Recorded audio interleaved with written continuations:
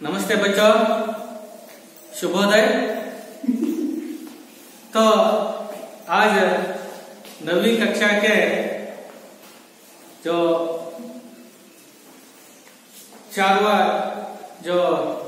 चौथा पाठ या कविता अनुशासन ही शासन है। अनुशासन ही शासन है। जो इस कविता का जो कवि डॉक्टर रमेश मिलन। अब एक कवि परिचय आप समझेंगे। डॉक्टर रमेश मिलन हिंदी के सुप्रसिद्ध बाल साहित्यकार है। उनका जन्म 7 जुलाई 1946 को ग्राम मचड़ा, जिला बुलंदशहर, उत्तर प्रदेश में हुआ। उन्होंने हिंदी एवं राजनीति शास्त्र में MA किया है। उनके हास्य व्यंग्य नाटिका बात इतनी सी है का दूरदर्शन में धारावाहिक के रूप में प्रसारण हुआ है। उनका कविता संग्रह सोने की मछली NCERT द्वारा पुरस्कृत है। उनकी अन्य प्रमुख रचनाएं हैं मेहनत की महक, चिड़तेपन कहानियां, सरस गीत, विज्ञान के गीत, एक चमन के फूल, तो उपन्यास आदि। प्रस्तुत कविता उनके कविता संग्रह कोकिला कंठ सोलने गीत से ली गई है। ये तो डॉक्टर रमेश मिलन का जो परिचय।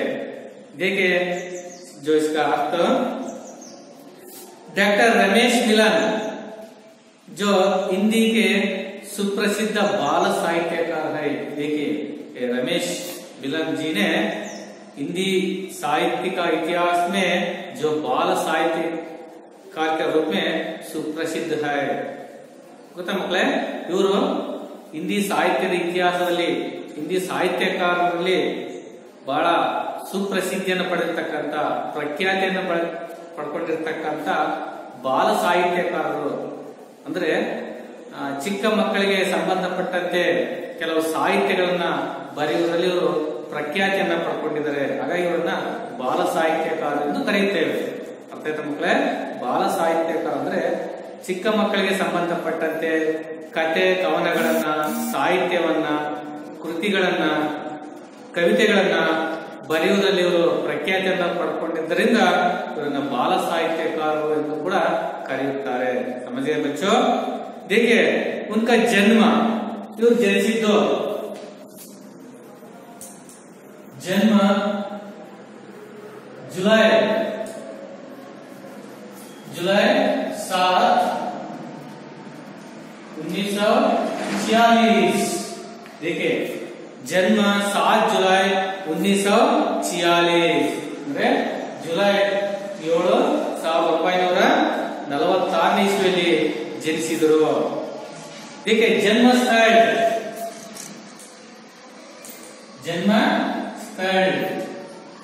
जन्मस्थल देखिए मचड़ा मछाड़ ग्राम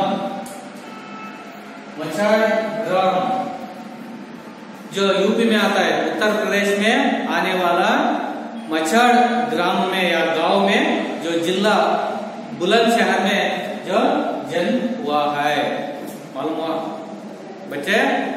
जो डॉक्टर रमेश मिलन जी का जन्म कब और कहाँ हुआ, ऐसे प्रश्न आ गए तो डॉक्टर रमेश मिलन जी का जन्म 7 जुलाई 1946 में मछाड़ गांव में, बुलंदशहर नगर के मछाड़ गांव में, उत्तर प्रदेश में तो जन्म हुआ है। उन्होंने हिंदी एवं राजनीति शास्त्र में उन्होंने रमेश जी ने ಹಿಂದಿ ಮತ್ತು ರಾಜನೀತಿ ಶಾಸ್ತ್ರ ಅಂದ್ರೆ ರಾಜ್ಯಶಾಸ್ತ್ರದಲ್ಲಿ ರಾಜಕೀಯ ಶಾಸ್ತ್ರದಲ್ಲಿ ಇವರು MA ಕಿಯಾ ಹೈ ಅಂದ್ರೆ MA जो ಉಪಾಧಿ ಮಿಲ್ ಗಯಿ ಹೈ ಅಂದ್ರೆ ಇವರಿಗೆ MA ಪದವಿಯನ್ನು ಕೂಡ ಪಡ್ಕೊಂಡಿದ್ದಾರೆ ಅಂದ್ರೆ ಸ್ನಾತಕೋತ್ತರ ಪದವಿ. MA ಅಂದ್ರೆ ಪದವಿಯ ನಂತರ ಮುಂದಿನ ಒಂದು ತರಗತಿಗೆ ಅಥವಾ ವಿದ್ಯಾಭ್ಯಾಸಕ್ಕೆ ನಾವು MA ಅಂತ ಕರಿತೀವಿ. ಅಂದ್ರೆ ಮಾಸ್ಟರ್ ಆಫ್ ಆರ್ಟ್ಸ್ ಅಂದ್ರೆ ಸ್ನಾತಕೋತ್ತರ ಪದವಿಯನ್ನು ಕೂಡ ಇವರು ಪಡ್ಕೊಂಡಿದ್ದಾರೆ. उनकी हास्य ವ್ಯಂಗ್ಯ ನಾಟಿಕ ಬಾತ್ ಇತನಿ ಸಿ ಹೈ ನೋಡಿ, ಇವ್ರು ಬರ್ತಕ್ಕಂತ ಹಾಸ್ಯವಾಗಿರ್ತಕ್ಕಂಥ ವಿನೋದವಾಗಿರ್ತಕ್ಕಂಥ ಹಾಸ್ಯಾಸ್ಪದವಾಗಿರ್ತಕ್ಕಂಥ ನಾಟಿಕ ಅಂದ್ರೆ ನಾಟಕದ ಹೆಸರು ಬಾತ್ ಇತನಿ ಸಿ ಹೈ ಅಂತ ಹೇಳ್ಬಿಟ್ಟು ಇದು ಹಾಸ್ಯಾಸ್ಪದವಾಗಿದೆಯಂತೆ, ವ್ಯಂಗ್ಯವಾಗಿದೆಯಂತೆ, ಕಾಮಿಡಿ ರೂಪದಲ್ಲಿ ಇದೆಯಂತೆ. ಅಂದ್ರೆ ಮಕ್ಕಳಿಗೆ ನೋಡೋದ್ರಿಂದ ಕೇಳೋದ್ರಿಂದ ಅವ್ರಿಗೆ ಬಹಳ ಸಂತೋಷ ಉಂಟು ಮಾಡತಕ್ಕಂತ ನಾಟಕ ಇರುತ್ತೆ. ಇದು ಯಾವ್ದಂದ್ರೆ ಬಾತ್ ಇತನಿ ಸಿ ಹೈ ಅಂತ ಹೇಳ್ಬಿಟ್ಟು दूरदर्शन में धारावाहिक रूप में प्रसारण हुआ है. ಇದು ನಮ್ಮ ಟಿವಿಯಲ್ಲಿ ದೂರದರ್ಶನದಲ್ಲಿ ಇದು ಧಾರಾವಾಹಿಯ ರೂಪದಲ್ಲಿ ಇದು ಪ್ರಸಾರಣ ಕೂಡ ಆಗಿದೆ ಅಂತೆ, ಪ್ರಸಾರವನ್ನು ಕೂಡ ಆಗಿದೆ ಅಂತೆ. ಉನ್ಕಾ ಕವಿತಾ ಸಂಗ್ರಹ ಇವ್ರು ಬರ್ತಕ್ಕಂಥ ಹಲವಾರು ಕವಿತೆಗಳ ಒಂದು ಕ್ರೋಢೀಕರಣವಾಗಿರ್ತಕ್ಕಂಥ ಸಂಗ್ರಹ ಆಗಿರ್ತಕ್ಕಂಥ ಪುಸ್ತಕದ ಹೆಸರು ಸೋನೆ ಕಿ ಚಲನಿ ಮಚಲಿ ಎಂಬ ಒಂದು ಗ್ರಂಥವು ಕವಿತೆಯ ಸಂಗ್ರಹದ ಪುಸ್ತಕವು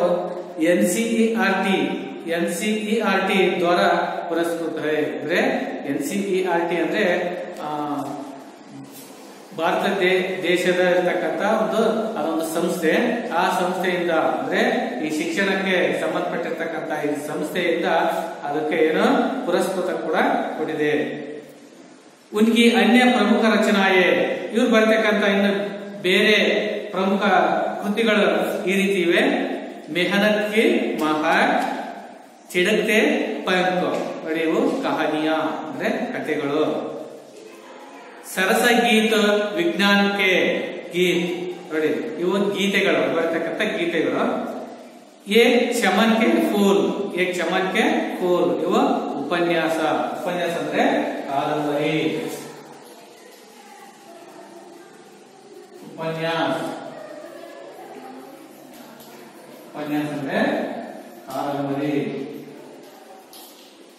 ಅಂದ್ರೆ ಕಾದಂಬರಿ.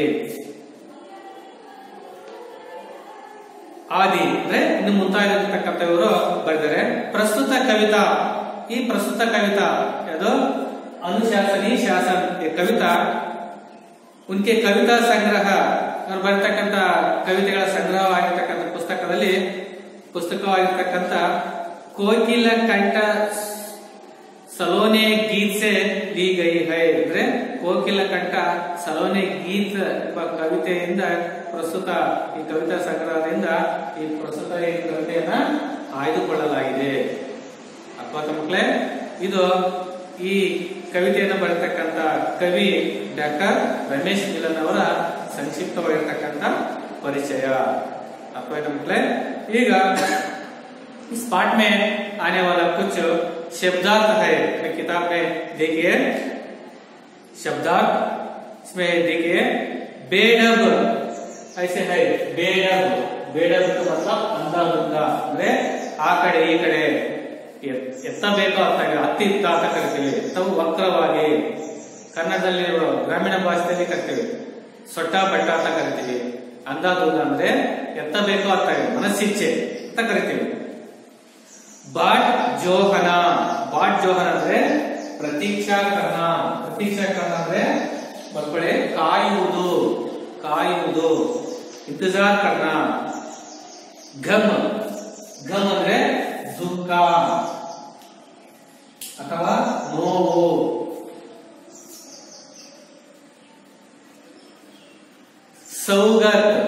सौगत का मतलब तोहफा उपहार भेंट. देखिए सौगात ಅಂದ್ರೆ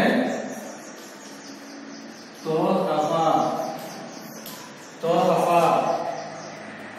उपहार ಅಥವಾ भेंट ಅಂದ್ರೆ ಉಡುಗೊರೆ. ಉಡುಗೊರೆ ಅಂತ ಕರಿತೀವಿ, ಕಾಣಿಕೆ ಅಂತ ಕರಿತೀವಿ, ಅಥವಾ ಗಿಫ್ಟ್ ಅಂತ ಕೂಡ ಕರಿತೀವಿ.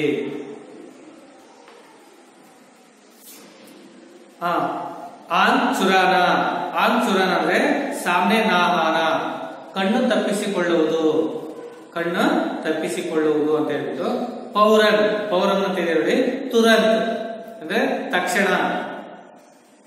ಅನ್ಮೋಲ್, ಹೀಗೆ ಅನ್ಮೋಲ್, ಅಮೂಲ್ಯ ಅಂದ್ರೆ ಅಮೂಲ್ಯವಾದದ್ದು, ಬೆಲೆಯುಳ್ಳದ್ದು, ಅದಕ್ಕೆ ಸರಿಸಮಾನವಾದ ಮತ್ತೊಂದು ಇಲ್ಲ ಅಂತ ಹೇಳ್ಬಿಟ್ಟು. ಚೌರಾಹ, ಚೌರಾಹ ಅಂದ್ರೆ ಜಹಾ ಚಾರ್ ರಾಸ್ತೆ ಮಿಲ್ತೆ ಹೋ ನೋಡಿ. ಚೌರ ಅಂದ್ರೆ ನಾವು ಚೌಕ ಅಂತ ಕರಿತೀವಿ ಅಥವಾ ವೃತ್ತ ಅಂತ ಕರಿತೀವಿ. ಚೌರಾಹ, ಚೌರಾಹ ಅಂದ್ರೆ ವೃತ್ತ ಅಥವಾ ಸರ್ಕಲ್. 4 ರಸ್ತೆಗಳ ಸಂಧಿಸುವಂತಹ ಸ್ಥಳಕ್ಕೆ ನಾವು ಚೌರಾಹ ಅಂತ ಕರಿತೀವಿ. ಇಸ್ ತರ 4 ರಸ್ತೆಗಳ ಒಂದು ಸಂಧಿಸುವಂತಹ ಸ್ಥಳಕ್ಕೆ ನಾವು ಚೌರಾಹ ಅಂತ ಕರಿತೀವಿ. ನಾವು ಸರ್ಕಲ್ ಈ ಕಡೆ ಬಂದು ಹಿಂಗೂ ಹೋಗ್ಬೋದು, ಮತ್ತೆ ಹಿಂಗ್ ಬಂದು ಹಿಂಗೂ ಹೋಗ್ಬೋದು, ಹಿಂಗ್ ಬಂದು ಹಿಂಗೂ ಹೋಗ್ಬೋದು. ಇದಕ್ಕೆ ನಾವು ಏನಂತ ಕರಿತೀವಿ, ಚೌರಾಹ ಅಂತ ಕೂಡ ಕರಿತೀವಿ. ನೋಡಿದ್ರಿ ಮಕ್ಕಳೇ, ಚೌರಾಹ ಅಂದ್ರೆ ಸರ್ಕಲ್ ತರ ಇರುತ್ತೆ, 4 ರಸ್ತೆಗಳು ಸೇರ್ತಕ್ಕಂಥ ಒಂದು ಸ್ಥಳ. ಇಷ್ಟು ಈ ಒಂದು ಪದ್ಯದಲ್ಲಿ ಅಥವಾ ಕವಿತೆಯಲ್ಲಿ ಬಂದಿರತಕ್ಕಂಥ ಶಬ್ದಾರ್ಥಗಳು. ಅರ್ಥ ಮಕ್ಕಳೇ? ಈಗ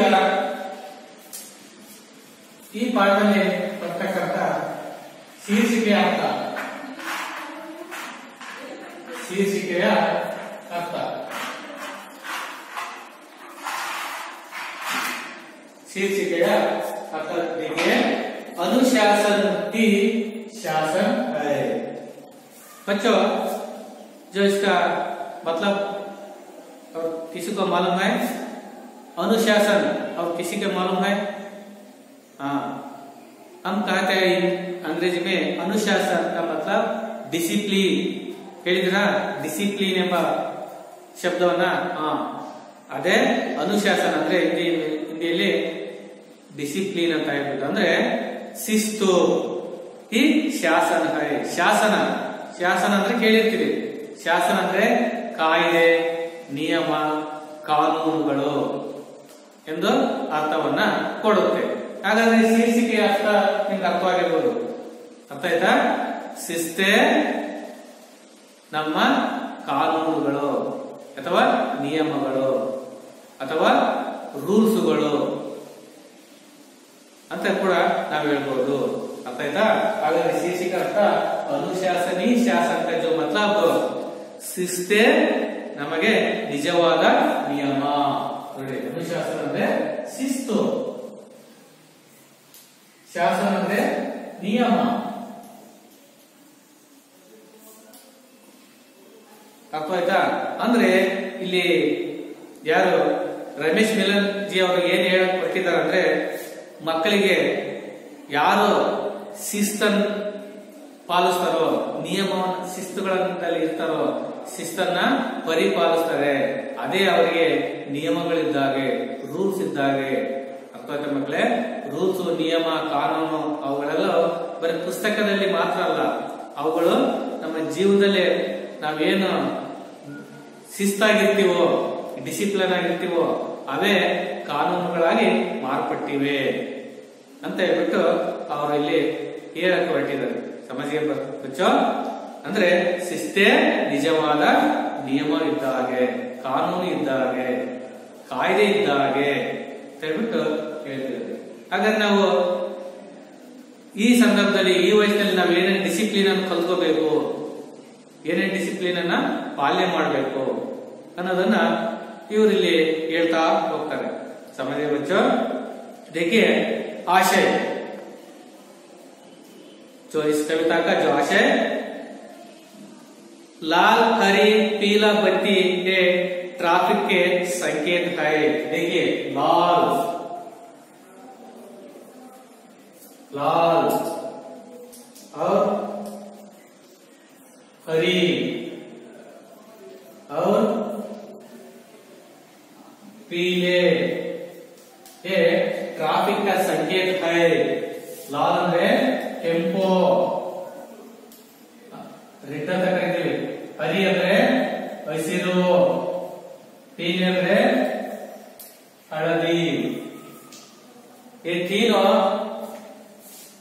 जो रास्ते में हम जाते वक्त तो नगर में हम देख सकते हैं, एक ट्रैफिक में एक चौराहों पर है, सर्कल पर ये संकेतों को हम देख सकते हैं, है ना। देखिए लाल हरी पीले बत्ती ये ट्रैफिक के संकेत है। चलो हरी पर, रुको लाल पर, पीली करे सचेत, सड़क पर जीब्रा क्रॉसिंग पर। इस पद्धति के द्वारा विद्यार्थियों को सड़क पार करते समय ध्यान रखने की बातें सिखाई जा सकते हैं। समझिए बच्चों, ನೋಡಿ ಈ ಕವಿತೆಯಲ್ಲಿ ಕೆಲವೊಂದು ನಿಯಮಗಳನ್ನ ಕೊಟ್ಟಿದ್ದಾರೆ. ನಾವು ರಸ್ತೆಯಲ್ಲಿ ಹೋಗ್ತಕ್ಕಂಥ ಸಂದರ್ಭದಲ್ಲಿ ಯಾವ ಯಾವ ನಿಯಮಗಳನ್ನ ನಾವು ಪಾಲನೆ ಮಾಡಬೇಕು, ಈಗಿನ ನಮ್ಮ ಜೀವನದಲ್ಲಿ ವಿದ್ಯಾರ್ಥಿ ಜೀವನದಲ್ಲಿ ಅವುಗಳನ್ನ ಅಳವಡಿಸಿಕೊಳ್ಬೇಕು, ಪಾಲಿಸಬೇಕು ಅನ್ನೋದನ್ನ ತಮಗೆ ಇಲ್ಲಿ ತಿಳಿಸಿಕೊಟ್ಟಿದ್ದಾರೆ. ಯಾರು? ಡಾಕ್ಟರ್ ರಮೇಶ್ ಮಿಲನ್ ಅವರು. देखिए लाल हरी पीले बत्ती ट्राफिक के संकेत है। ನೋಡಿ ಕೆಂಪು ಹಸಿರು ಮತ್ತು ಹಳದಿ ಬತ್ತಿ, ಬತ್ತಿ ಅಂದ್ರೆ ದೀಪಗಳು, ದೀಪಗಳು ಅಂದ್ರೆ ಲೈಟ್ಗಳು ಅಂತ. ಈ ಲೈಟ್ಗಳು, ಈ ದೀಪಗಳು, ಇವುಗಳು ಟ್ರಾಫಿಕ್ ಗೆ ಸಂಕೇತ है। ಇವು ಟ್ರಾಫಿಕ್ ನ ಒಂದು ಚಿಹ್ನೆಗಳಾಗಿವೆ. ನೀವು ನೋಡಿರ್ಬೋದು, ಟ್ರಾಫಿಕ್ ಅಂದ್ರೆ ಸಾರಿಗೆ ಇಲಾಖೆಯಲ್ಲಿ ಕೊಟ್ಟಿರ್ತಕ್ಕಂಥ ಈ ದೀಪಗಳಿಗೆ ಏನು ಕೆಂಪು ಹಸಿರು ಮತ್ತೆ ಹಳದಿ ಈ ದೀಪಗಳು ಸಾರಿಗೆ ಇಲಾಖೆಯಲ್ಲಿ ಕೊಟ್ಟಿರ್ತಕ್ಕಂಥ ಚಿಹ್ನೆಗಳಾಗಿವೆ. ಇವುಗಳು ನಾವು ಟ್ರಾಫಿಕ್ ಸಿಗ್ನಲ್ ಅಂತ ಕರಿತೀವಿ. ಹಾಗಾದ್ರೆ ಈ ಲಾಲ್ ಹರಿ ಪೀಲೆ ಬತ್ತಿಯೋ में क्या क्या हम सीख सकते हैं, ಇದರಿಂದ ನಾವು ಏನೇ ತಿಳ್ಕೋಬಹುದು, ಕಲಿಬಹುದು. देखिए चलो हरी पर, ನೀವು ನೋಡಿರ್ತೀರಿ ಹಸಿರು ಬಣ್ಣ ಬಿದ್ದಾಗ ಅಥವಾ ದೀಪ ಬೆಳಗಿದಾಗ ಅಥವಾ ದೀಪ ಹತ್ತಿದಾಗ ಅಥವಾ ಲೈಟ್ ಹತ್ತಿದಾಗ ಚಲೋ ಅಂತ ತಿಳ್ಕೋಬೇಕು. ಚಲೋ ಅಂದ್ರೆ ನಡೆ, ಇಲ್ಲ ಹಸಿರದಲ್ಲಿ ನಾವು ಚಲನ, ಚಲನ ನಾವು ತಡಾಯ್ಬೇಕು, ಆ ಕಡೆ ನಡಿಬೇಕು. ಅವರು ರುಕೋ ಲಾಲ್ ಪರ್, ಹಾಗಾದ್ರೆ ಕೆಂಪು ಲೈಟ್ ಬಿದ್ದಾಗ ಅಥವಾ ಕೆಂಪು ದೀಪ ಬೆಳಗಿದಾಗ ನಾವು ತಕ್ಷಣನೇ ಕೂಡ ನಮ್ಮ ಟಾರ್ಸಕ್ತೆ ನಿಲ್ಬೇಕು. ಯಾವುದಲ್ಲಿ ಕೆಂಪು ದೀಪ ಬಂದಾಗ ನಾವು ರುಕ್ಜಾನ ನಿಲ್ಬೇಕು. ಕೆಂಪು ರುಕೋ, ರುಕೋ. और पीले कर सचेत करना, हळदी ಬಣ್ಣ, हळदी ಲೈಟ್ ಹತ್ತಿದಾಗ सचेत करना, सचेत करना, सचेत करना ಅಂದ್ರೆ ನಾವು ಗೆಟ್ ರೆಡಿ ಆಗಿರ್ಬೇಕು, ಅಂದ್ರೆ ಹೊರಡುವುದಕ್ಕೆ ಸಿದ್ಧರಾಗಿರ್ಬೇಕು, ನಾವು ಅಟೆನ್ಷನ್ ಆಗಿರ್ಬೇಕು. ಯಾವ್ದಲ್ಲಿ ಈ ಟ್ರಾಫಿಕ್ ಸಿಗ್ನಲ್ ಈ ಮೂರು ಚಿಹ್ನೆಗಳನ್ನ ಕೊಟ್ಟಿರ್ತಾರೆ. ಗೊತ್ತಾಯ್ತಾ ಮಕ್ಕಳೇ? ನಿಮ್ಗೆ ಗೊತ್ತಿರ್ಬೋದು, ಪೇಟೆಗಳಲ್ಲಿ ನೀವು ಹೋದಾಗ, ನಗರಗಳಲ್ಲಿ ಹೋದಾಗ ಗೊತ್ತಾಗುತ್ತೆ. ಕೆಂಪು ಲೈಟ್ ಬಂದಾಗ ವಾಹನಗಳಾಗಿರ್ಬೋದು, ನೀವು ಸ್ಕೂಟರ್ ಆಗಿರ್ಬೋದು, ನೀವು ಅಲ್ಲಿ ಅವರು ನಿಲ್ಲಿಸ್ತಾರೆ.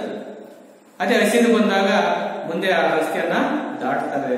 ಅದೇ ರೀತಿ ಪೀಲೆ ಹಳದಿ ಬಂದಾಗ, ಎಲ್ಲೋ ಕಲರ್ ಲೈಟ್ ಹತ್ತಿದಾಗ ಅವರು ಹೊರಡೋದಕ್ಕೆ ಸಿದ್ಧರಾಗಿರ್ತಾರೆ. ಗಾಡಿಗೆ ಸ್ಟಾರ್ಟ್ ಮಾಡ್ಕೊಂಡ್ಬಿಟ್ಟು ಕೆಲವರು ಆ ಕಡೆ ಹೋಗ್ತಾರೆ, ಗಾಡಿಯನ್ನು ಹತ್ಕೊಂಡ್ಬಿಟ್ಟು ಸಿದ್ಧವಾಗಿರ್ತಾರೆ. ಇನ್ನೊಂದು 10 ಸೆಕೆಂಡ್ ಆದಾಗ ಮತ್ತೆ ಹಸಿರು ಬಣ್ಣ ಲೈಟ್ ಹತ್ತಾಗ ಆ ಕಡೆ ದಾಟ್ತಾರೆ. ಇದು ಟ್ರಾಫಿಕ್ ಸಿಗ್ನಲ್ ನ ಸಂಕೇತಗಳು. ಸಮझे बच्चों? और सड़क पर जीब्रा क्रॉसिंग पर, सड़क पर, सड़क ರಸ್ತೆ, ಕೆಲವು ರಸ್ತೆ ದಾಟುವುದಕ್ಕೆ ಜೀಬ್ರಾ ಕ್ರಾಸಿಂಗ್ ಅಂತ ಹಾಕಿರ್ತಾರೆ, ನೋಡಿರ್ತೀರಿ. ಜೀಬ್ರಾ ಕ್ರಾಸಿಂಗ್ ಈ ತರ ಇರುತ್ತೆ, ಇದು ಈ ತರ ಇರುತ್ತೆ, ಈ ತರ ಇರುತ್ತೆ. ಇದಕ್ಕೆ ನಾವು ಏನಂತ ಕರಿತೀವಿ? ಜೀಬ್ರಾ ಕ್ರಾಸಿಂಗ್ ಅಂತ ಕರಿತೀವಿ.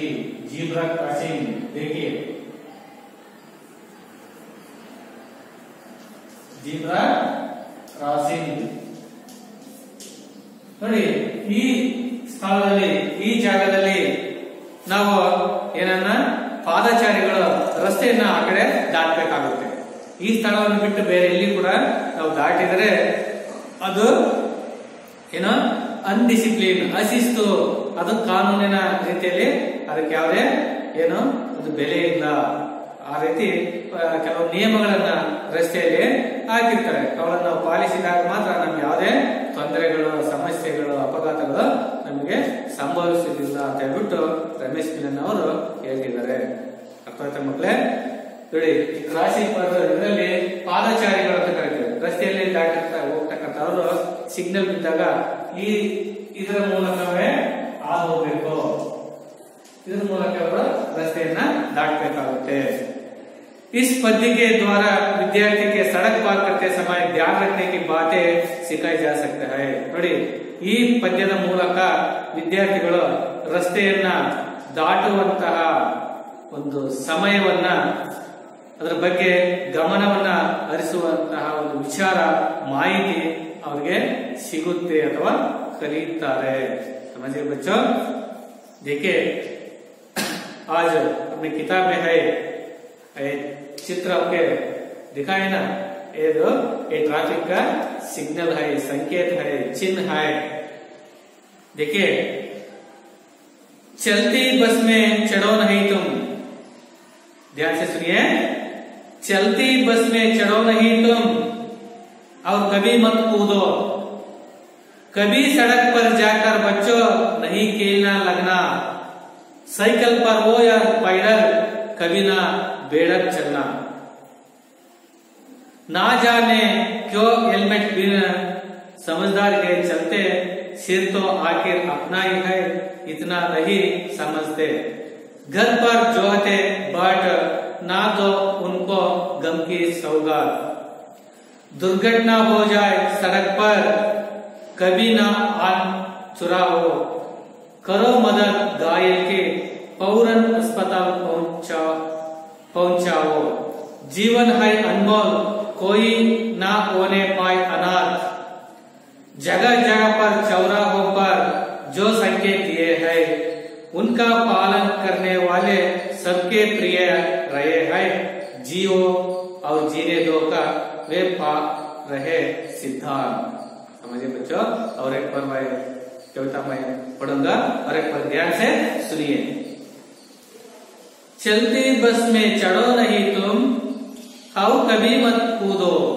चलती बस में चढ़ो नहीं तुम और कभी मत कूदो. कभी सड़क पर जाकर बच्चों, कभी सड़क पर जाकर बच्चों नहीं खेलना लगना. नहीं खेलना. साइकिल पर हो या पैदल कभी ना बेड़क चलना. कभी ना बेड़क चलना. ना जाने क्यों हेलमेट बिन समझदार के चलते. ना जाने क्यों हेलमेट बिना समझदार के चलते. सिर तो आखिर अपना ही है. सिर तो आखिर अपना ही है इतना नहीं समझते. घर पर जो हाथे बाट ना दो उनको गम की सौगात. घर पर जो हाथ बाट ना दो उनको गम की सौगात.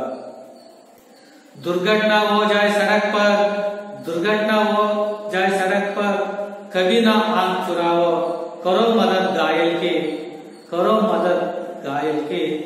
फौरन अस्पताल पहुंचाओ. जीवन है अनमोल है. जीवन है अनमोल कोई ना होने पाए अनाथ. जगह जगह पर चौराहों पर, जगह जगह पर चौराहों पर जो संकेत दिए हैं उनका पालन करने वाले सबके प्रिय रहे हैं. जीवो और जीने दो का वे पाल रहे सिद्धांत. समझिए बच्चों? ये कविता बहुत अच्छा है. कोई जीवन में, जिंदगी में ये पालन करे तो आपको कुछ भी जो समस्या आपको नहीं आता. समझिए बच्चों? देखिए, जो इसका भावार्थ या सारांश देखिए. चलती बस में चढ़ो नहीं तुम बच्चों. अगर रास्ता में एक बस चलती रहती है, जो इस संदर्भ में, जो इस समय में आप भाग कर आप चढ़ो नहीं तुम और कभी मत कूदो. अगर जाते वक्त बस जाते वक्त एकदम आप नीचे मत उतारो। जो कवि कह रहा है कि ये बच्चों, ये विद्यार्थियों, चलती बस में चढ़ो नहीं तुम और कभी मत कूदो। समझ गए बच्चों? कवि कह रहा है कि चलती बस में, ಹೋಗುತ್ತಿರುವ ಬಸ್ಸಿನಲ್ಲಿ ಅಥವಾ ಹೋಗುತ್ತಿರುವ ವಾಹನಗಳಲ್ಲಿ ಚಡೋನೈತು, ಹತ್ತಬೇಡಿ ಮಕ್ಕಳ. ನಾವೆಲ್ಲ ಮಾಡೋದಿದ್ದೇನೆ, ಹೌದಲ್ಲ? ಬಸ್ ಆಗಿರ್ಬೋದು, ಲಾರಿ ಆಗಿರ್ಬೋದು, ಅಥವಾ ಬೈಕ್ ಆಗಿರ್ಬೋದು, ಅಥವಾ ಸಾಮಾನ್ಯವಾಗಿ ಟ್ಯಾಕ್ಟರಿಗಳಾಗಿರ್ಬೋದು, ಹಳ್ಳಿಗಳಿರ್ತಕ್ಕಂಥ ಟ್ರ್ಯಾಕ್ಟರ್ಗಳು, ಯಾವುದೇ ವಾಹನಗಳಾಗಿರ್ಬೋದು, ಅಂತ ವಾಹನಗಳು, ಹೋಗುತ್ತಿರುವ ವಾಹನಗಳ ಮೇಲೆ ನಾವು ಕವಿ ನಹಿ ಚಡೋ, ಎಂದೂ ಕೂಡ ಹತ್ತಬೇಡ. ಹೋಗುತ್ತಿರುವ ವಾಹನಗಳಲ್ಲಿ ಎಂದೂ ಕೂಡ ಹತ್ತಬೇಡ. ಯಾಕೆ ಹತ್ತಬಾರ್ದು ಗೊತ್ತಾ ನಿಮ್ಗೆ? ಯಾಕೆ ಹತ್ತಬಾರ್ದು ಮಕ್ಕಳೇ? ಹೋಗುತ್ತಿರುವ ಬಸ್ಸಿನಲ್ಲಿ ನೀವು ಹತ್ತುವಂತ ಸಾಹಸ ಮಾಡಿದಾಗ ನಿಮಗೆ ದುರ್ಘಟನಾ ಸಂಭವ, ನಿಮಗೆ ಏನಾದ್ರೂ ಅಪಘಾತ ಆಗುತ್ತೆ, ಏನಾದ್ರೂ ಸಮಸ್ಯೆ ಆಗುತ್ತೆ, ಕಾಲು ಕೈಗೋ ಅಥವಾ ನಿಮ್ಮ ಶರೀರಕ್ಕೋ ಯಾವ್ದಾದ್ರು ಕೂಡ ಒಂದು ಪೆಟ್ಟನ್ನ ಬೀಳ್ತದೆ. ಹಾಗಾಗಿ ನೀವು ಚಲ್ತಿ बस में या दूसरा कोई भी किसी भी जो वाहन में आप चलते समय आपको नहीं चढ़ो, ಎಂದೂ ಕೂಡ ಹತ್ತಬೇಡಿ ನಿಮ್ಮ ಜಿಂದಗಿ में, ಜೀವನದಲ್ಲಿ. ಕವಿ ಮತ್ ಕೂದೋ, ಮತ್ತೆ ಕವಿ ಎಂದೆಂದೂ ಕೂಡ ಅದರಿಂದ ನೀವು ಇಳಿಯುವಂತಹ ಸಾಹಸಕ್ಕೆ ಕೈ ಹಾಕಬೇಡಿ, ಅದರಿಂದ ಎಂದು ನಗೆಯಬೇಡಿ. ನಾವು ನೋಡ್ತಿರ್ತೀವಿ ಮಕ್ಕಳೇ, ಕೆಲವರು ಬಸ್, ಅದರಲ್ಲಿ ವಿದ್ಯಾರ್ಥಿಗಳು, ಕಾಲೇಜ್ ಹುಡುಗರು ಅಥವಾ ವಿದ್ಯಾರ್ಥಿಗಳು ಬಸ್ ಹೋಗ್ತಕ್ಕಂಥ ಸಂದರ್ಭದಲ್ಲೇ ಕೂಡ ಬಸ್ ಖಾಲಿ ಇರುತ್ತೆ ಒಳಗಡೆ, ಬಸ್ ಡ್ರೈವರ್ ಚಾಲು ಮಾಡಿ ಮುಂದೆ ಹೋಗ್ತಾರೆ, ಓಡೋಡ್ ಬಂದು ಕಂಪೆನಿ ಹಿಡ್ಕೊಂಡು ಹತ್ತುವಂತ ಸಾಹಸ ಮಾಡ್ತಾರೆ. ಹಾಗಾಗಿ ಅವರನ್ನು ನೋಡ್ಬಿಟ್ಟು, ಉದ್ದೇಶವನ್ನು ನೋಡ್ಬಿಟ್ಟು ಕವಿ ಹೇಳ್ತಿದ್ದಾರೆ, ಆ ರೀತಿ ನೀವು ಸಾಹಸ ಮಾಡಬೇಡಿ, ಅದು ಹೋಗುವಂತ ಬಸ್ ಅನ್ನು ಹತ್ತುವಂತ ಸಾಹಸಕ್ಕೆ ಕೈ ಹಾಕಬೇಡಿ, ಹತ್ತಬೇಡಿ. ಅವ್ರ ಕವಿ ಮತ್ ಕೂದು, ಮತ್ತೇನೋ ಗಾಡಿ ನಿಂತಾಗ ಮಾತ್ರ ನೀವು ಅದರಿಂದ ಕೂದು, ಜಿಗಿಯಿರಿ ಅಥವಾ ಇಳಿಯಿರಿ, ನೆಗೆಯಿರಿ ಅಂತ ಕವಿ ಇಲ್ಲಿ ಹೇಳ್ತಿದ್ದಾರೆ. ಸಮझे बच्चों? चलते बस में चढ़ो नहीं तुम और कभी मत कूदो, ಎಂದು ಹತ್ತಬೇಡ ಮತ್ತೆ ಇಳಿಯಬೇಡ. ಯಾವ ಸಂದರ್ಭದಲ್ಲಿ? ಚಲ್ತಿ ಹುಯಿ ಬಸ್ ಮೇ, ಹೋಗುತ್ತಿರುವ ವಾಹನಗಳಲ್ಲಿ, ಚಲಿಸುತ್ತಿರುವ ವಾಹನಗಳಲ್ಲಿ ಎಂದು ಕೂಡ ಹತ್ತಬೇಡ, ಇಳಿಬೇಡ. कभी सड़क पर जाकर बच्चों नहीं खेलने लगना. देखिए, कभी सड़क पर जाकर बच्चों नहीं खेलना लगना.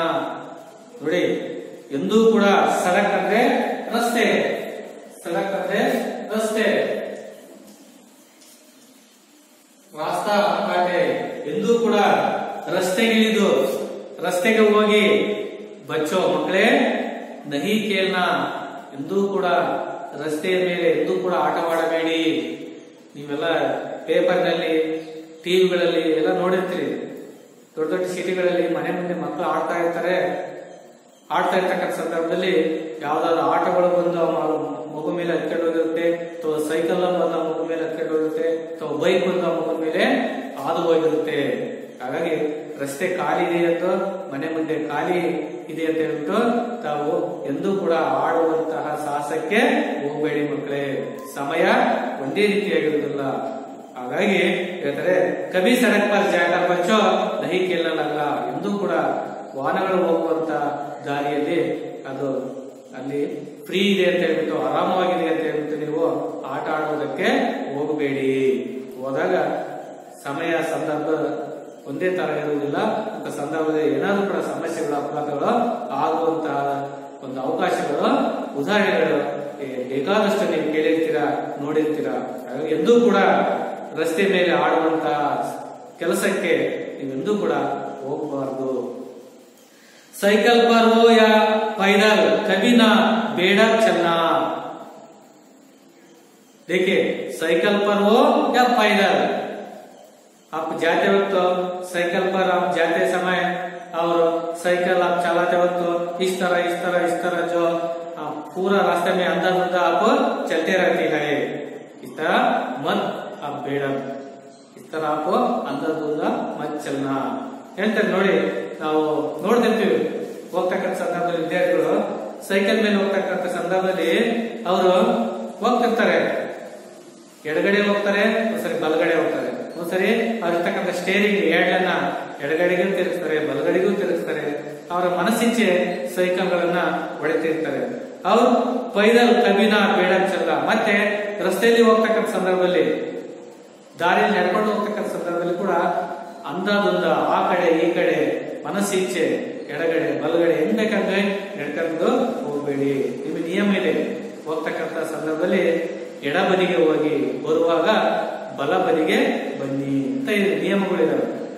ಎಡಗಡೆ ಹೋಗ್ಬೇಕು, ಬಲಗಡೆ ಬರಬೇಕು ಅಂತ ಹೇಳ್ಬಿಟ್ಟು ನಿಯಮ ಇದೆ. ಆ ನಿಯಮಗಳನ್ನ ನಾವು ಪಾಲಿಸಿದ್ದೆ ಆದ್ರೆ ನಮ್ಗೆ ಯಾವುದೇ ಕೂಡ ಸಮಸ್ಯೆಗಳು ಬರುವುದಿಲ್ಲ ಅಂತ ಹೇಳ್ಬಿಟ್ಟು ಮೊದಲನೇ ಕಾಲದಲ್ಲಿ ಕವಿ ನರೇಶ್ ಮಿಲನ್ ಅವರು ಈ ರೀತಿ ಮಕ್ಕಳಿಗೆ ಒಂದು ಅನುಶಾಸನ ಬಗ್ಗೆ, ಡಿಸಿಪ್ಲಿನ್ ಬಗ್ಗೆ ಈ ರೀತಿ ಕೂಡ ಅವರು ಹೇಳಲು ಹೊರಟಿದ್ದಾರೆ. समझिए बच्चों, देखिए ना जाने क्यों हेलमेट बिना समझदार ये चलते हैं.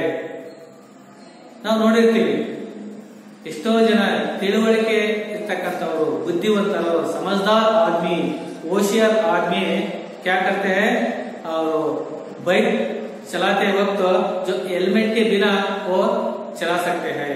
ಯಾರು ಕೂಡ ಇವತ್ತು ಹೆಲ್ಮೆಟ್ ಧರಿಸದೆ ಇವತ್ತು ಸ್ಕೂಟರ್ಗಳನ್ನ, ವಾಹನಗಳನ್ನ, ಬೈಕ್ಗಳನ್ನ ಇವತ್ತು ಏನೋ ಡ್ರೈವಿಂಗ್ ಮಾಡ್ಕೊಂಡು ಹೋಗ್ತಾ ಇರ್ತಾರೆ. ಅದು ತಪ್ಪು ಅಂತ ಹೇಳ್ತಿದ್ದಾರೆ. ಇವತ್ತು ತಿಳಿದಂತವ್ರೆ ಆ ತಪ್ಪು ಮಾಡ್ತಿದ್ದಾರೆ ಅಂತ ಹೇಳ್ಬಿಟ್ಟು ರಮೇಶ್ ಮಿಲನ್ ಅವರು ಹೇಳ್ತಿದ್ದಾರೆ. ನೋಡಿ, ಸಮಜ್ದಾರ್ ಆದ್ಮಿ ಜೋ ಹೆಲ್ಮೆಟ್ ಗೆ ಬಿನಾ वो चलते हैं क्यों ना जाने. ನನಗೆ ಗೊತ್ತಿಲ್ಲ ಅವ್ರು ಯಾಕೆ ಹಿಂಗೆ ತಿಳಿದಂತವರಾಗಿ ಹೆಲ್ಮೆಟ್ ಹಾಕದೆ ಅವರು ವಾಹನವನ್ನ ಓಡಿಸ್ತಿದಲ್ಲ, ನನಗೆ ಗೊತ್ತಿಲ್ಲ. ಸಿರ್ತೋ ಹಾಕಿದ ಅಪ್ನಾಯಿ ಹೈ, ಅವ್ರಿಗೆ ಹೇಳ್ತಿದ್ದಾರೆ ತಲೆ ಅನ್ನೋದು, ಸಿರದ ತಲೆ, ತಲೆ ಎಂಬುದು ಖಂಡಿತವಾಗಿ ಕೂಡ ನಿಮ್ಮ ತಲೆ, ಅದು ನಿಮ್ಮದೇ. ಹೆಲ್ಮೆಟ್ ಹಾಕೊಳ್ಳೋದು ನಿಮ್ಮ ತಲೆಗೋಸ್ಕರ, ನಿಮ್ಮ ಒಂದು ಸೇಫ್ಟಿಗೋಸ್ಕರ. ಅದಕ್ಕೋಸ್ಕರ ಸಿರ್ತೋ ಹಾಕಿದ ಅಪ್ನಾಯಿ ಹೈ, ಸಿರಂದ್ರೆ ತಲೆ, ಹಾಕಿರಂದ್ರೆ ಖಂಡಿತವಾಗಿಯೂ ಅಪ್ನಾಯಿ ಹೈ, ತಮ್ಮದೇ. ತಲೆ ಎಂಬುದು ಅದು ನಿಮ್ಮದೇ. ಇತನಾ ಈ ಸಮಸ್ಯೆ ಇಷ್ಟು ಕೂಡ ನಿಮಗೆ ಅರ್ಥವಾಗಿಲ್ವಾ, ತಿಳ್ಕೊಂಡಿಲ್ವಾ? ನಾವು ಹೆಲ್ಮೆಟ್ ಹಾಕ್ತಾರೆ ಅಂತ ಹೇಳ್ಬಿಟ್ಟು ದಂಡ ಹಾಕ್ತಾರೆ ಸಾರಿಗೆ ಇಲಾಖೆಯವರು, ದಂಡವನ್ನು ವಸೂಲಿ ಮಾಡ್ತಾರೆ, ದಂಡವನ್ನು ಕೊಡ್ತಾರೆ. ಆದ್ರೂ ಕೂಡ ಬುದ್ಧಿವಂತರಾಗಿರ್ತಕ್ಕಂಥವ್ರು, ತಿಳಿದಂತವರು ಇವತ್ತು ಹೆಲ್ಮೆಟ್ ಹಾಕದೆ ಇವತ್ತು ಗಾಡಿಗಳನ್ನ ಓಡಿಸ್ತಾ ಇರ್ತಾರೆ. ಹಾಗಾಗಿ ಕವಿ ರಮೇಶ್ ಮಿಲನ್ ಅವರು ಅವ್ರಿಗೆ ಹೇಳ್ತಿದ್ದಾರೆ, ಖಂಡಿತವಾಗಿ ಕೂಡ ಆ ತಪ್ಪನ್ನ ನೀವು ಎಂದೂ ಮಾಡಬೇಡಿ. ತಿಳಿದಂತವರಾಗಿ ಇಂಥ ತಪ್ಪನ್ನ ನೀವು ಮಾಡಬಾರದು. घर पर जो होते बाढ़ ना दो उनको गमकी का सावगार. घर पर ನೋಡಿ, ನೀವು ವಾಹನ ಓಡಿಸ್ಕೊಂಡು ಅನ್ಯ ಕೆಲಸದ ನಿಮಿತ್ತ ನೀವು ಹೊರಗಡೆ ಬಂದಿರ್ತೀರಿ. ಲೇಕಿನ್ घर में आपका पूरा परिवार आप पर निर्भर है. ಮನೆಯಲ್ಲಿ ನಿಮ್ಮ ಪರಿವಾರದವರು, ನಿಮ್ಮ ಕುಟುಂಬದವರು ನಿಮ್ಮನ್ನೇ ಅವಲಂಬಿಸಿರ್ತಾರೆ.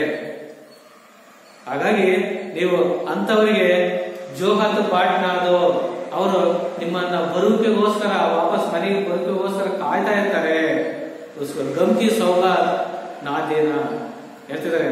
ಅಂತವರಿಗೆ ನೀವು ದುಃಖದ, ನೋವಿನ ಒಂದು ಸಂದೇಶವನ್ನ, ಉಡುಗೊರೆಯನ್ನ, ಕಾಣಿಕೆಯನ್ನ ನೀವು ಅವರಿಗೆ ಕಳಿಸಿಕೊಡ್ಬೇಡಿ. ಹಾಗಾಗಿ ನೀವು ಹೆಲ್ಮೆಟ್ ಅನ್ನ ಹಾಕೊಂಡೇ ನೀವು ವಾಹನವನ್ನ ಚಲಾಯಿಸಿ ಅಂತ ಹೇಳ್ಬಿಟ್ಟು ತಿಳಿದಂತವರಿಗೆ ಕವಿ ಕೆಲವು ರೂಲ್ಸ್ ಅನ್ನ, ಶಾಸನವನ್ನ, ನಿಯಮಗಳನ್ನ, ಅನುಶಾಸನದಲ್ಲಿ ಹೇಳ್ತಾ ಹೋಗ್ತಾರೆ. दुर्घटना जाए सड़क पर कभी ना आंख चुराओ. ठीक है, आप चलते वक्त जो रास्ता में जो एक्सीडेंट हुआ तो आप आंख बंद करके आप चला सकते हैं, है ना. ನೀವು ರಸ್ತೆ ಹೋಗ್ತಾ ಇರ್ತಕ್ಕ ಸಂದರ್ಭದಲ್ಲಿ ಒಂದು ದುರ್ಘಟನೆ ಆಯ್ತು ಅಂದ್ರೆ, ಅಪಘಾತ ಆಯ್ತಂದ್ರೆ ಆ ಸಂದರ್ಭ ನೀವು ಕಣ್ಣು ಕಾಣದಾಗೆ ಕಣ್ಣು ಮುಚ್ಕೊಂಡು ಹಾಗೆ ಹೋಗ್ತೀರಿ. ಇದು ನಡೀತಕ್ಕಂತ ಸತ್ಯ, ಇದು ಹೌದಲ್ಲ. ಐಸೆ ಮತ್ ಕರೋ, ಆ ರೀತಿ ಮಾಡಬೇಡ. ಕರೋ ಮದದ್ ಗಾಯಕಿ, ಅಂತವ್ರಿಗೆ ನೀನು ಹೆಲ್ಪ್ ಮಾಡೋ, ಸಹಾಯ ಮಾಡೋ.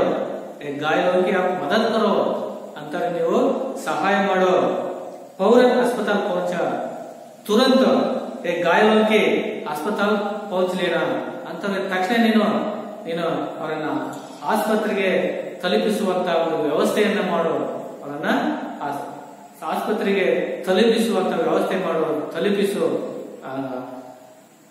ಆಂಗ್ ಚುರಾ ಕರ್ಕೆ आप भाग मत हो ನೀವು ಕಣ್ಣು ಮುಚ್ಚಿಬಿಟ್ಟು ನೋಡಿದಾಗೆ ನೀವು ಹೋಗಬೇಡ ಹಾಗಾಗಿ ಜೀವನ ಹೈ ಅನ್ಮೋಲ್ ಹಾಗಾಗಿ ಜೀವನ ಎಂಬುದು ಪ್ರಾಣ ಎಂಬುದು ಉಸಿರು ಎಂಬುದು ಎಲ್ಲರಿಗೂ ಕೂಡ ಅಮೂಲ್ಯವಾದದ್ದು ಅದು ಮತ್ತೆ ಸಿಗುವುದಿಲ್ಲ ಅದಕ್ಕೆ ಬೆಲೆ ಕಟ್ಟಕ್ಕೆ ಸಾಧ್ಯವಿಲ್ಲ ಯಾವುದು ಜೀವನ್ ಅನ್ಮೋಲ್ ಹೈ ಹಾಗಾಗಿ कोई ना होने पाए अनाथ ಹಾಗಾಗಿ कोई ना होने पाए अनाथ ಹಾಗಾಗಿ ಯಾರು ಕೂಡ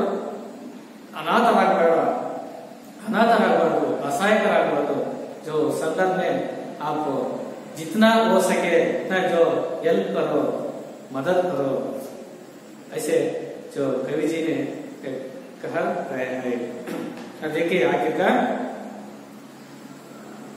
जगह जगह पर चौराहों पर जो संकेत दिया है देखिए जगह जगह पर गली गली में या जो रास्ता में चौराहों पर या सर्कल पर या रूट पर जो संकेत दिया है ನೋಡಿ ಎಲ್ಲಾ ಸ್ಥಳಗಳಲ್ಲಿ ಕೆಲವೊಂದು ಸ್ಥಳಗಳಲ್ಲಿ ಕೆಲವೊಂದು ಸರ್ಕಲ್ಗಳಲ್ಲಿ ಅಥವಾ ವೃತ್ತಗಳಲ್ಲಿ जो संकेत दिया है ಕೆಲವು ಸಿಗ್ನಲ್ಗಳನ್ನ ಸಂಕೇತಗಳನ್ನ सूचना फलकಗಳನ್ನ ಅವರು ಹಾಕಿರ್ತಾರೆ ನೆಟ್ಟಿರ್ತಾರೆ उनका पालन करने वाले सबका प्रिय रहे ಅವರನ್ನೆಲ್ಲ ಪಾಲನೆ ಮಾಡುವುದು ತಮ್ಮ ಪಾಲನೆ ಮಾಡುವವರು सबके प्रिय रहे ಎಲ್ಲರೂ ಕೂಡ ಇಷ್ಟವಾಗ್ತಾರೆ ಎಲ್ಲರೂ ಕೂಡ ಅವರನ್ನ ಪ್ರೀತಿಸ್ತಾರೆ ಮತ್ತೆ ಅವರ ಜೀವನ ಕೂಡ ಸುಖಮಯವಾಗಿರುತ್ತೆ ಅವರಿಗೆ ಯಾವುದೇ ಸಮಸ್ಯೆನೂ ಕೂಡ ಬರೋದಿಲ್ಲ ತೊಂದರೆನೂ ಕೂಡ ಬರೋದಿಲ್ಲ ಹಾಗಾಗಿ ಜೀವ और जीने दो का पहला आप जीवो मतलब नीनो बदुको उसके बाद आप जीने दो ಮತ್ತೆ ಬದುಕೋ ಮತ್ತೆ ಬದುಕಲು ಬಿಡು ನೀನ್ ಬದುಕೋ ಮತ್ತೆ ಕೆಲವರನ್ನು ಬದುಕಿಸು ಹಾಗೆ ಏಕ್ ಪಾತ್ರ ಸಿದ್ಧಾಂತ ಈ ಪಾಲನೆಯನ್ನ ನೀವು ಯಾವಾಗ ಕೂಡ ಅನುಸರಿಸು ಈ ಸಿದ್ಧಾಂತವನ್ನ ಈ ನಿಯಮವನ್ನ ನೀನು ನಿನ್ನ ಜೀವನದಲ್ಲಿ ಅಳವಡಿಸಿಕೋ ಅಂದಾಗ ಮಾತ್ರ ಎಲ್ಲರೂ ಕೂಡ ನಿನ್ನನ್ನು ಇಷ್ಟಪಡ್ತಾರೆ ಎಲ್ಲರೂ ಕೂಡ ಪ್ರೀತಿಯ ಪಾತ್ರರಾಗ್ತೀರಿ ಈ ಡಿಸಿಪ್ಲಿನ್ ಅನ್ನ ನಿಮ್ಮ ಜೀವನದಲ್ಲಿ ಮಕ್ಕಳೇ ನೀವು ಅನುಸರಿಸಿದ್ದೆ ಆದ್ರೆ ನಿಮಗೆ ಯಾವುದೇ ಕೂಡ ಸಮಸ್ಯೆಗಳು ತೊಂದರೆಗಳು ಬರುವುದಿಲ್ಲ ಅಂತ ಹೇಳ್ಬಿಟ್ಟು ಡಾಕ್ಟರ್ ರಮೇಶ್ ಮಿಲನ್ ಅವರು ಅನುಶಾಸನಿ ಶಾಸನ ಅಂದ್ರೆ ನಾವೇ ನಮ್ಮದು ಡಿಸಿಪ್ಲಿನ್ ಅನ್ನ ನಮ್ಮೊಳಗೆ ನಾವೇ ಕೂಡ ಅನುಸರಿಸಿದ್ದೆ ಆದ್ರೆ ಶಿಸ್ತನ್ನು ಅನುಸರಿಸಿದ್ದೆ ಆದ್ರೆ ನಿಜವಾಗಿರ್ತಕ್ಕಂಥ ಕಾನೂನು ನಿಯಮ ಮತ್ತೊಂದಿಲ್ಲ ಅವೇ ನಿಯಮಗಳು ಅವೇ ಕಾನೂನುಗಳು ನಾವು ಎಡಬದಿಯಲ್ಲಿ ಹೋಗ್ಬೇಕಂತ ಯಾರು ಹೇಳೋದಿಲ್ಲ ನೀನೇ ಎಡಬದಿಯಲ್ಲಿ ಹೋದಾಗ ನಿಮ್ಗೆ ಯಾರು ಕೂಡ ಸಮಸ್ಯೆ ಬರುವುದಿಲ್ಲ ನೀವೆಲ್ಲ ನೋಡಿರ್ತೀರಿ ರಸ್ತೆಗಳಲ್ಲಿ ರಸ್ತೆ ಕೆಲವು ನಿಯಮಗಳನ್ನು ನೀವು ತಿಳ್ಕೋಬೇಕಾಗುತ್ತೆ ರಸ್ತೆಯಲ್ಲಿ ಹೋಗ್ತಕ್ಕಂಥ ಬಾಣ ಮಾರ್ಕ್ ಇರುತ್ತೆ ಯು ಟರ್ನ್ ಇರುತ್ತೆ ಯು ಚಿಹ್ನೆಗಳಿರ್ತವೆ ಅಲ್ಲಿ ಅದಕ್ಕೆ ಅಡ್ಡ ಗೆರೆ ಹಾಕಿರ್ತಾರೆ ಅಂತ ಸಂದರ್ಭ ನೀವು ಅಲ್ಲಿ ವಾಹನಗಳನ್ನ ತಿರುಗಿಸುವಂತಿಲ್ಲ ಮತ್ತೆ ಒನ್ ವೇ ಅಂದ್ರೆ ಆರಂಭಕ್ಕೆ ಹಾಕಿಬಿಟ್ಟು ಅಪೋಸಿಟ್ ಬರತಕ್ಕಂಥದನ್ನ ಅಡ್ಡ ಈ ರೀತಿ ಹಾಕಿರ್ತಾರೆ ಈ ಚಿಹ್ನೆಗಳನ್ನ ನೀವು ತಿಳ್ಕೋಬೇಕಾಗುತ್ತೆ ಈ ರೀತಿ ಇರುತ್ತೆ ಮತ್ತೆ ಈ ರೀತಿ ಕೂಡ ಇರುತ್ತೆ ಈ ರೀತಿ ಚಿಹ್ನೆ ಇದ್ದಾಗ ನೀವು ಕೇವಲ ಹೋಗಬಹುದೇ ವಿನಾಹ ಆ ಕಡೆಯಿಂದ ಬರುವಾಗಿಲ್ಲ ಈ ರೀತಿ ಕೂಡ ಚಿಹ್ನೆಗಳನ್ನ ನೀವು ನೋಡಿರ್ತೀರಿ ಮತ್ತೆ ರಸ್ತೆಗಳಲ್ಲಿ ಕೆಲವು ನಿಯಮಗಳಿರ್ತವೆ 40, 60, 80 ಕಿಲೋಮೀಟರ್ಸ್ ಅಂತ ಬೋರ್ಡ್ ಹಾಕಿರ್ತಾರೆ ಮತ್ತೆ ಅಂಶಗಳಂತ ಚಿಹ್ನೆ ಹಾಕಿರ್ತಾರೆ ಅಂತ ಸಂದರ್ಭಗಳಲ್ಲಿ ನೀವು ಅವನ್ನ ಪಾಲಿಸಬೇಕು ಅವರು ಸುಮ್ಮನೆ ಅನಾವಶ್ಯಕವಾಗಿ ಹಾಕಿರುವುದಿಲ್ಲ ಅವುಗಳನ್ನು ಪಾಲಿಸಿದಾಗ ನಿಮ್ಗೆ ಯಾವುದೇ ಕೂಡ ಅಪಘಾತವಾಗಲಿ ತೊಂದರೆಗಳಾಗಲಿ ಯಾವುದು ಕೂಡ ನಿಮಗೆ ಬರುವುದಿಲ್ಲ ಆ ನಿಯಮಗಳನ್ನ ಆ ರೀತಿ ಶಾಸನಗಳನ್ನ ನಾವು ನಮ್ಮ ಜೀವನದಲ್ಲಿ ನಾವೇ ಅಳವಡಿಸಿಕೊಂಡಾಗ ನಾವು ಯಾವುದಕ್ಕೂ ಕೂಡ ಸಮಸ್ಯೆಗೆ ಸುಳಿಗೆ ನಾವು ಸಿಲುಕಾಕಿಕೊಳ್ಳುವುದಿಲ್ಲ ಅಂತ ಹೇಳ್ಬಿಟ್ಟು ಈ ರಮೇಶ್ ಮಿಲನ್ ಅವರು ಡಿಸಿಪ್ಲಿನ್ ಬಗ್ಗೆ ನಮಗೆ ತಿಳಿಸಿಕೊಟ್ಟಿದ್ದಾರೆ समझिए बच्चों देखिए इसमें कुछ प्रश्न है देखिए एक वाक्य में उत्तर लिखिए देखिए पहला, बच्चों को सड़क पर जाकर क्या नहीं करना है। बच्चों को सड़क पर जाकर क्या नहीं करना, क्या नहीं करना, खेलना नहीं करना। ಮಕ್ಕಳು ರಸ್ತೆ ಹೋಗ್ಬಿಟ್ಟು ಏನ್ ಮಾಡಬಾರ್ದು, ಆಟವಾಡಬಾರ್ದು। देखिए दूसरा, हेलमेट के बिना कौन चलते हैं, हेलमेट के बिना कौन चलता है, हेलमेट धरिसदे याರು ಹೋಗ್ತಾರೆ। हाँ वेरी गुड, समझदार व्यक्ति, समझदार आदमी जो हेलमेट के बिना वो जा सकते हैं। बाट जोहन वालों को क्या नहीं देना चाहिए, बाट जोहन वालों को क्या नहीं देना चाहिए ಅಂದ್ರೆ ನಮಗೋಸ್ಕರ ಕಾಯುವಂತವರಿಗೆ ನಾವು ಏನ್ ಕೊಡಬಾರ್ದು ಅಂದ್ರೆ बेंट तूफान ಏನ್ नहीं देना चाहिए ಅಂದ್ರೆ ಅವ್ರಿಗೆ ಈ ರೀತಿ ದುಃಖದ ಗಮ್ಕಿ ತೂಫಾನ್, ದುಃಖದ ಅಥವಾ ಸಾವಿನ ಒಂದು ಕಾಣಿಕೆಯನ್ನು ಅವ್ರಿಗೆ ಕೊಡಬಾರದು। गमके बेंट। घायल को फौरन वहां पहुंचना चाहिए, घायल को फौरन कहां पहुंचाना चाहिए, घायल व्यक्तियों को हम क्या करना चाहिए, वेरी गुड, अस्पताल पहुंचना चाहिए। क्या अनमोल है, क्या अनमोल है, जीवन अनमोल है। चौराहों पर क्या दिए गए हैं, जो चौराहों पर क्या दिया गया है, चौराहों पर क्या दिया गया है, संकेत दिया गया है, संकेत दिया गया है। देखिए और 2 या 3 वाक्यों में उत्तर लिखिए। चौराहों पर दिए गए संकेतों को विस्तार से लिखिए। देखिए चौराहों पर दिए गए संकेतों को विस्तार से बताइए। ಈ ಸರ್ಕಲ್ಗಳಲ್ಲಿ ಹಾಕಿರ್ತಕ್ಕಂಥ ಈ ನಿಯಮಗಳ ಬಗ್ಗೆ ವಿಸ್ತಾರವಾಗಿ ಬರೆಯಿರಿ। लाल क्या है, हरी क्या है, पीले क्या देता है हमको, इस तरह। दुर्घटने बचने के कोई 2 उपाय लीजिए ಅಂದ್ರೆ ನಾವು ಅಪಘಾತವನ್ನು ತಪ್ಪಿಸಲು ಅಥವಾ ಅದರಿಂದ ರಕ್ಷಿಸಲು ಯಾವುದಾದ್ರೂ 2 ಉಪಾಯಗಳನ್ನ ಬರೆಯಬೇಕಾಗುತ್ತೆ। देखिए और तीसरा, अन्य वचन रूप लिखिए। सड़क अन्य वचन एक वचन इದ್ದನ್ನ ಬಹುವಚನ ರೂಪದಲ್ಲಿ सड़क सड़क, साइकिल साइकिल सेम, बच्चा बच्चे, दुर्घटनाएं दुर्घटन, चौराहे चौराह, सिद्धांत सिद्धांत। देखिए उसी तरह उदाहरण के अनुसार लिखिए। खेल का उदाहरण दिया है खेलना, उसी तरह लग लगना, लिखिए लगना। चल चलना, रुक रुकना, चुरा चुराना, पहुंच पहुंचाना। इसी तरह कोई भी गाड़ी साइकिल या छोड़कर चलने के लिए अनुमति पत्र सनद की आवश्यकता होती है। इस अनुमति पत्र को लेने का तरीका समझाइए। ಕೊಟ್ಟಿದ್ದಾರೆ ನೋಡಿ, ನೀವು ಯಾವ್ದಾದ್ರು ಒಂದು ಗಾಡಿ ಅಂದ್ರೆ ಸೈಕಲ್ ಅನ್ನು ಬಿಟ್ಬಿಟ್ಟು ಬೈಕ್ ಆಗಿರ್ಬೋದು, ವಾಹನಗಳಾಗಿರ್ಬೋದು, ಬೇರೆ ಚಲಾನೆ के लिए ಅಂದ್ರೆ ನೀವು ಓಡಿಸತಕ್ಕಂತ ಸಂದರ್ಭದಲ್ಲಿ ಅನುಮತಿ ಪತ್ರ ಮತ್ತೆ सनद की आवश्यकता होती है। इस अनुमति पत्र को लेने का तरीका समझाइए। ನೀವು ವಾಹನಗಳನ್ನ ಏನಾರ ಓಡಿಸಬೇಕಾದ್ರೆ ಮೊದಲು ನಿಮಗೆ ಅದರ ಒಂದು ಪರವಾನಗಿ ಪತ್ರ ಬೇಕಾಗುತ್ತೆ, ಅದಕ್ಕೆ ನಾವು ಲೈಸೆನ್ಸ್ ಅಂತ ಕರಿತೀವಿ, DL ಲೈಸೆನ್ಸ್। ವಾಹನವನ್ನು ಓಡಿಸತಕ್ಕಂತಕ್ಕೆ ತರಬೇತಿಯ ಒಂದು ಚಾಲನಾ ಪತ್ರ ಬೇಕಾಗುತ್ತೆ। ಅವುಗಳನ್ನ ಪತ್ರ ಬೇಕಂದ್ರೆ, ಲೈಸೆನ್ಸ್ಗಳು ಬೇಕಂದ್ರೆ ನೀವು ಯಾವ ರೀತಿ ಕೂಡ ಆ ಒಂದು ತರೀಕ ಪದ್ಧತಿಯನ್ನು ಅನುಸರಿಸಬಹುದು ಅಂತ ಕೊಟ್ಟಿದ್ದಾರೆ। ಕಿಸಿ ಸಂಸ್ಥಾಕ್ಕೆ ದ್ವಾರ ಯಾವ್ದೋ ಒಂದು ಸಂಸ್ಥೆಯ ಮೂಲಕ ನೀವು ಕಳಿಸಬೇಕಾಗುತ್ತೆ।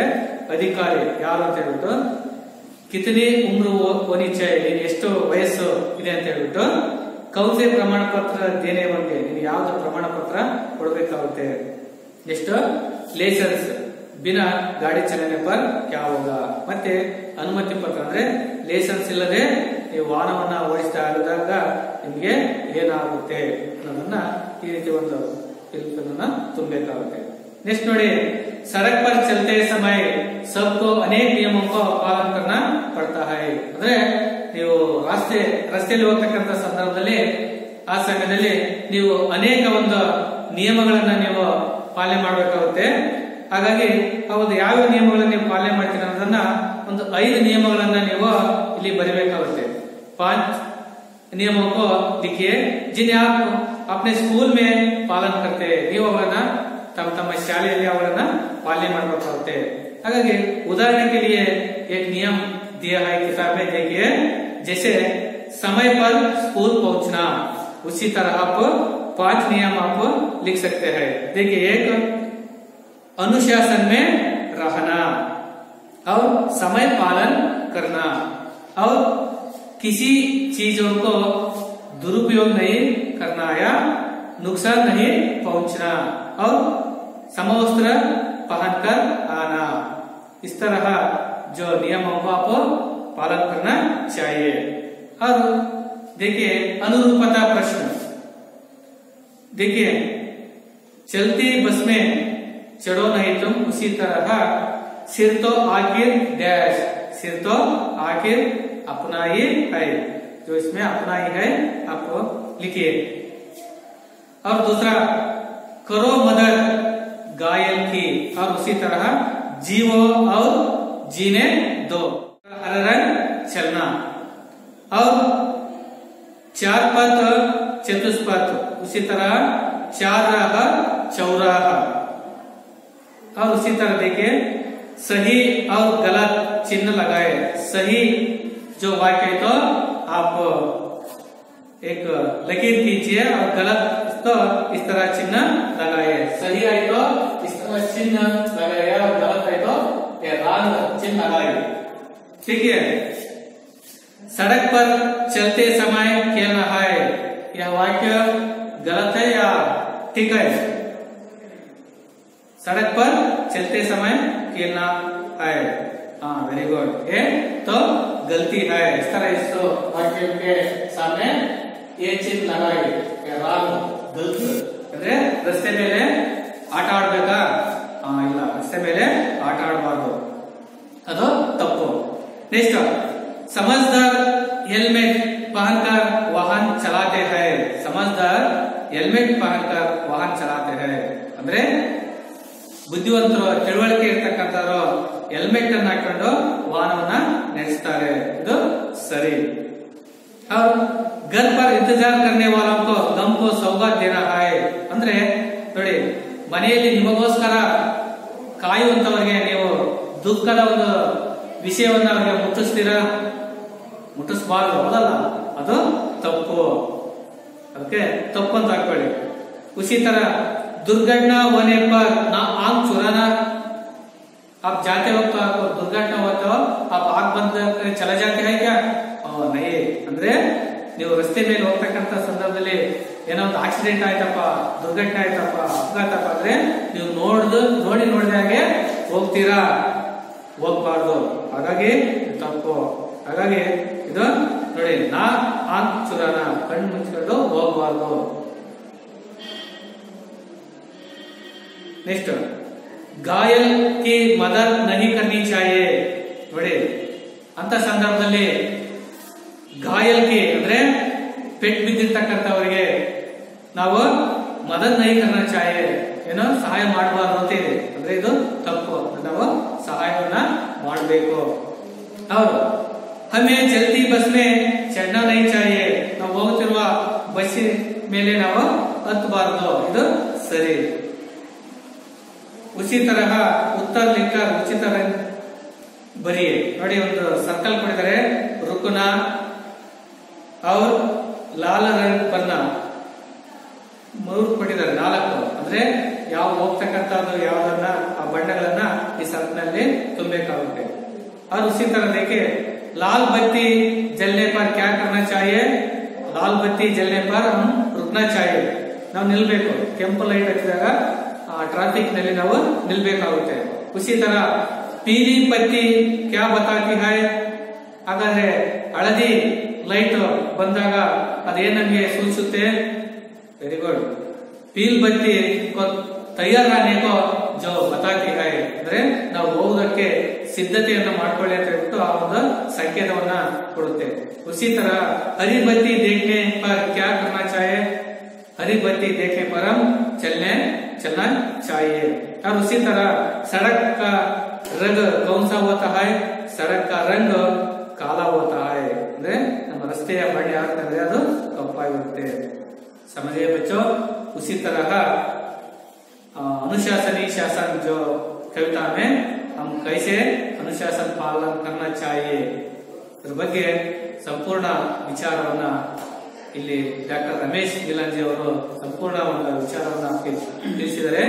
ಹಾಗೆ ನೀವು ಕೂಡ ನಿಮ್ಮ ಈ ವಿದ್ಯಾರ್ಥಿ ದಶೆಯಿಂದಲೇ ನಾವು ಡಿಸಿಪ್ಲಿನ್ ಆಗಿ ನಾವು ಬಾಳೋದನ್ನ ಅಥವಾ ಇರೋದನ್ನ ನಾವು ಕಲ್ತ್ಕೊಳ್ಳಿ ಮತ್ತೆ ಕಲ್ತ್ಕೋಬೇಕು ಎಂಬುದನ್ನ ನಿಮ್ಗೆ ಹೇಳ್ಕೊಟ್ಟಿದ್ದಾರೆ। ಹಾಗಾಗಿ ಇದ್ರ ಬಗ್ಗೆ ಇನ್ನೂ ನಿಮ್ಗೆ ಏನಾದ್ರು ಡೌಟ್ಸ್ ಇದ್ರೆ ಇನ್ನೊಂದ್ಸರಿ ಮುಂದಿನ ತರಗತಿಯಲ್ಲಿ ಅವುಗಳನ್ನ ನೀವು ಪಟ್ಟಿ ಮಾಡ್ಕೊಂಡ್ಬನ್ನಿ। ಅದ್ರ ಬಗ್ಗೆ ಏನೇ ಕೂಡ ನಿಮ್ಗೆ ಅರ್ಥವಾಗಿಲ್ಲ ಅಂದ್ರೆ ಅದನ್ನ ಮತ್ತೊಂದ್ಸರಿ ಹೇಳೋದಕ್ಕೆ ನಾನು ಪ್ರಯತ್ನ ಪಡ್ತೀನಿ ಅಂತ ಹೇಳ್ಬಿಟ್ಟು ಈ ಅನುಶಾಸನಿ ಶಾಸನ ಕವಿತೆಯನ್ನ ಇವತ್ತಿನ ಕ್ಲಾಸ್ನಲ್ಲಿ ನಾನು ಮುಕ್ತಾಯವನ್ನ ಮಾಡ್ತಾ ಇದ್ದೀನಿ। ಹಾಗಾಗಿ ಇದು ಮುಕ್ತಾಯ ಮಾಡೋಕೆ ಮೊದಲು ನೀವು ಹೋಮ್ವರ್ಕ್ ಬರ್ಕೊಳ್ಳಿ ಗೃಹ ಪಾಠದಲ್ಲಿ। ಇದರಲ್ಲಿ ಏಕ ವಾಕ್ಯ ಮೇ ಉತ್ತರ ಲಿಖಿ, ಇದರಲ್ಲಿ ಒಂದು ವಾಕ್ಯದಲ್ಲಿ ಉತ್ತರ ಬರೆಯತಕ್ಕಂತ ಕ್ವಶನ್ಗಳು ಇದಾವೆ। ಅದರಲ್ಲಿ ನೀವು 3 ಕ್ವಶನ್ಗಳು ನೀವು ಬರ್ಕೊಂಡು ಬನ್ನಿ ನಾಳೆ।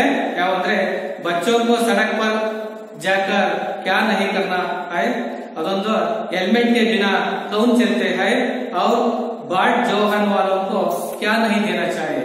ಈ 3 ಪ್ರಶ್ನೆಗಳೇ ಮನೆಗೆ ಕೂತ್ಕೊಂಡು ಓದ್ಬಿಟ್ಟು ಉತ್ತರಗಳನ್ನ ಬರ್ಕೊಂಡು ಬನ್ನಿ।